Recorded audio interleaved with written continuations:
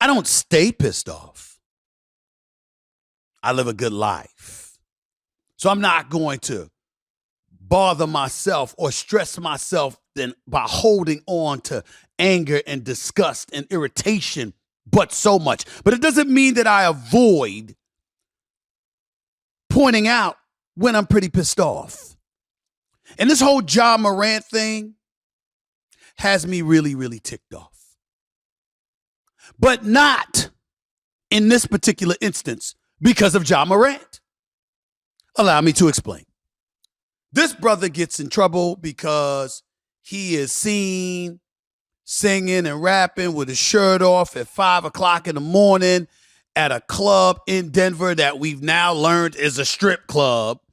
And he's waving a gun.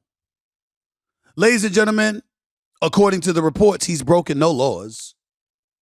It's not a good look. I'm not here to defend that it is a good look. He recently signed an extension that didn't even kick in this year. It kicks in next year, next season. Starting him at $33.5 million. He's about $12.1 million right now. His salary's about to triple. He deserves it. And over the next 5 years, he has the potential to make over $231 million. That's just on his basketball contract alone. That doesn't include the deal with Nike with his signature shoe, which, by the way, he was the dude ordained to replace Kyrie Irving, who obviously had a falling out with Nike because of some of the things, the decisions that he's made and what have you. You got to deal with Powerade coming down the pike. They hadn't invested in an NBA player really for the last 5 years, but they were going to invest in Ja Morant, and now that's potentially up in the air, even though I think somehow, some way, both will find a way to work itself out. So when we go on the air and we get into counsel and advice that we'd like to give to a Ja Morant, it's not hating, it's showing him love, it's trying to show him support. And I'll get into the whole brouhaha involving Ja Morant and the advice that he was receiving upon all of that stuff happening when we heard Shannon Sharp at FS1 getting into it with Steven Jackson from All the Smoke itself. I'll get into that in just a second. I'll get into that in just a few minutes. But before I get into all of that, let me tell y'all something. Can we at least take a moment, while it's really good to pounce on Ja Morant in some people's eyes and talk about the foolish decisions that he might be making and talk about how he might be compromising himself, why he's had to step away from the game and how he's receiving the help that he needs in order to better deal with the stressful situations of life that he encounters. Before I get into any of that, could I just say that some people are just full of it? And this strip club in Denver is near the top of the list right now. You know, I'm not going to say the name of the club. Go look at the New York Post and read the article from there. I'm not going to mention the owner's name. Go read the New York Post and other publications where you see quotes from that person. I'm not going to do that. What I'm going to say is this. If I'm a star athlete and I patronized your business by dropping $50,000 over the night, $50,000 out of my hard-earned money on your business, you can't have the decency to give me some privacy? We're reading reports about lap dances, and we're reading reports about what time Ja Morant came and who he showed up with and what he was drinking and what he was doing. I would never go to that establishment again in life. Has anybody brought that up? Ja Morant didn't break any laws.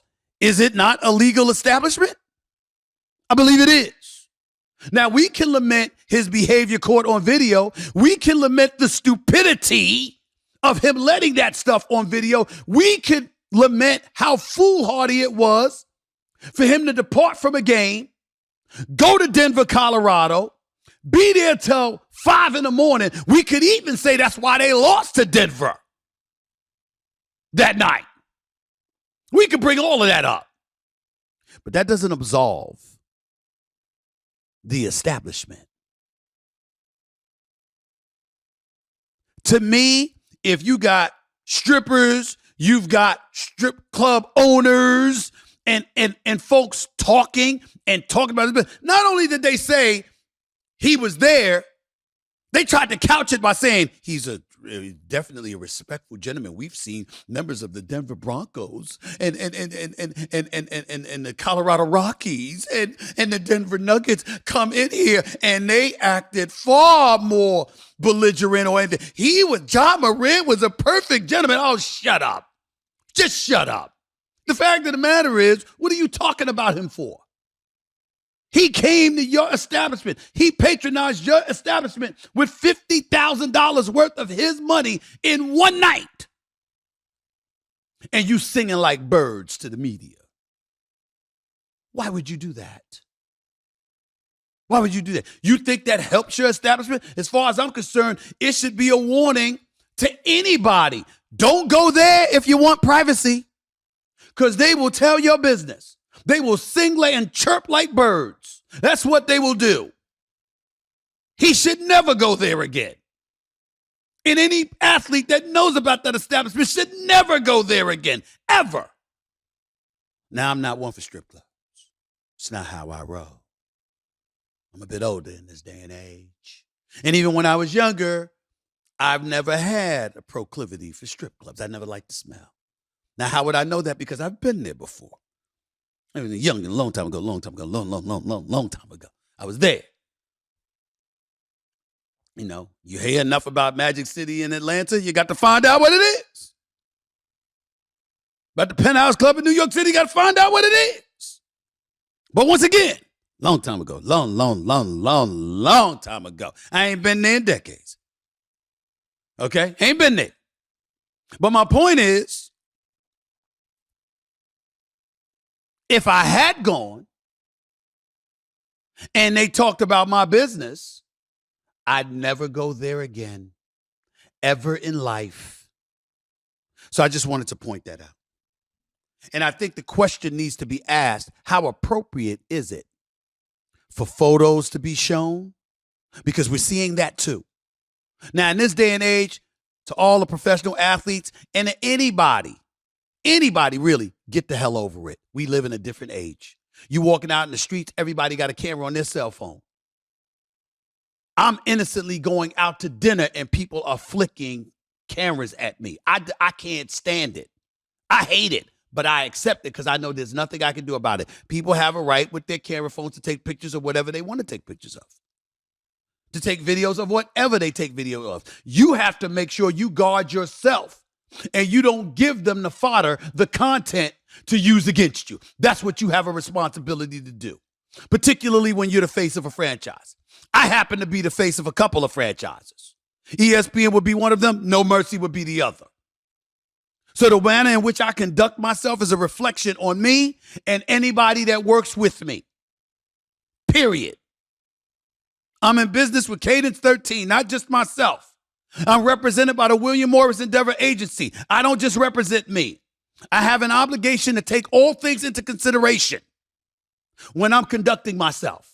And if I conduct myself in unsavory fashion and for public view, then I deserve whatever my comeuppance entails. Period.